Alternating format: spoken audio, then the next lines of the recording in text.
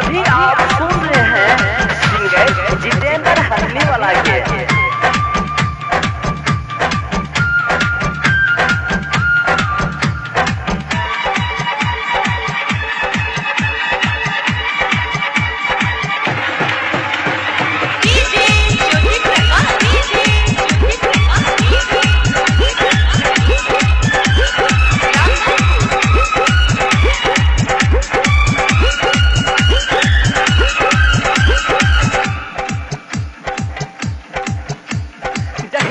नहिरा से ससुराई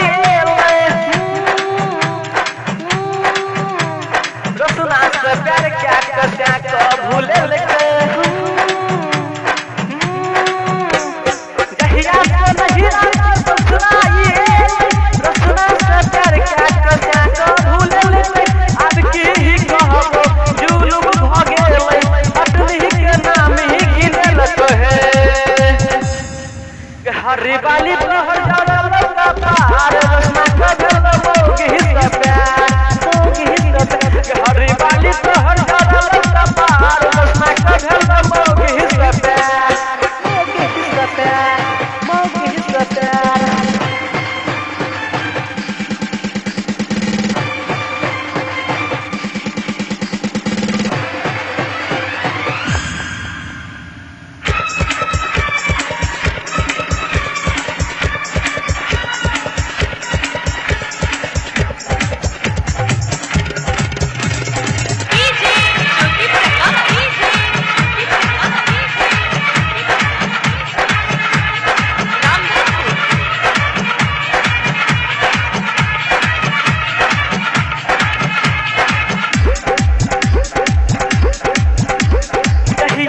रसना से नजर मिले अपना खेत में बुला सब कुछ के लेके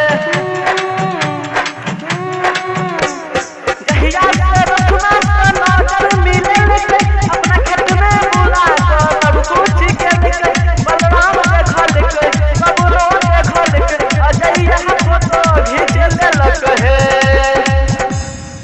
मोहना शिव लगल बुखार रसना कजल मोगी हिस्सा प्यार हरी बाली तोहर जावल पार रसना कजल मोगी हिस्सा प्यार मोगी हिस्सा प्यार।